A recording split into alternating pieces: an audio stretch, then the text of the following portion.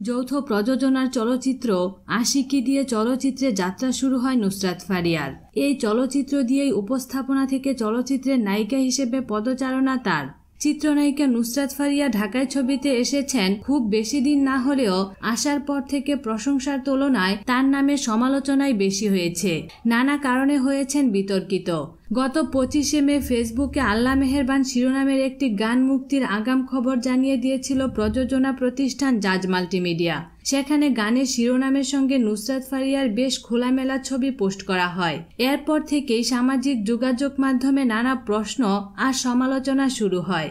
একই সঙ্গে তীব্র প্রতিবাদের মুখে পড়ে গানের কথার সঙ্গে নুসরাত ফারিয়ার খোলামেলা পোশাক আর আবেদনময়ী নাচভঙ্গি। তবে সমালোচনার মুখেও ফারিয়া বলেছেন, এই গানটি নিয়ে আমি দারুণ এক্সাইটেড। গানটিতে আমি বেলি ডান্সের চেষ্টা করেছি। গানটি প্রকাশের পর থেকেই সোশ্যাল মিডিয়ায় বইছে সমালোচনার ঝড়। দর্শকরা গানটির ছবি শেয়ার দিয়ে মন্তব্য করছেন। কেউ কেউ গানটি বস্তু থেকে বাদ দেওয়ার জন্য চলচ্চিত্র সেন্সর বোর্ডের দৃষ্টি আকর্ষণ করেছেন। এই গানের জন্য শুধু নুসরাত ফারিয়া নয়, সঙ্গে দর্শকরা ধুয়ে দিচ্ছেন দেশের অন্যতম চলচ্চিত্র প্রযোজনা প্রতিষ্ঠান জাজ মাল্টিমিডিয়াকে। গতকাল জাজ মাল্টিমিডিয়া সামাজিক যোগাযোগ মাধ্যম ফেসবুক ফ্যান পেজে ছবিটির গান শেয়ার দেওয়া হলে মন্তব্যের বক্সে সমালোচনার ঝড় উঠে। মোহাম্মদ আলামিন নামের একজন লিখেছেন, শেষ পর্যন্ত আল্লাহর নাম নিয়ে ভণ্ডামি শুরু হলো বাংলা সিনেমায়। শাহরিয়ার হাসান লিখেছেন, আপনার কমন সেন্স দেখে আমি কি বলবো, রাগের ভাষা খুঁজে পাচ্ছি না।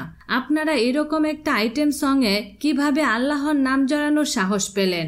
সবকিছু লিমিট থাকা উচিত। সাইফ হাসানাত নামের আরেকজন লিখেছেন, আল্লাহ মেহেরবান গানটির ভিডিও দেখলাম। দুর্ভাগ্য হলো এটাকে শিল্প বলে কেউ কেউ গেউ গেউ করবে।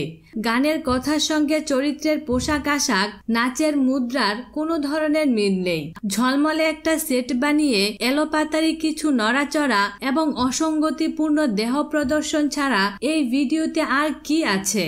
বিনোদন জগতের নিত্য নতুন খবরাখবর জানতে আমাদের চ্যানেলটিতে সাবস্ক্রাইব করার জন্য আপনাকে আন্তরিক ধন্যবাদ।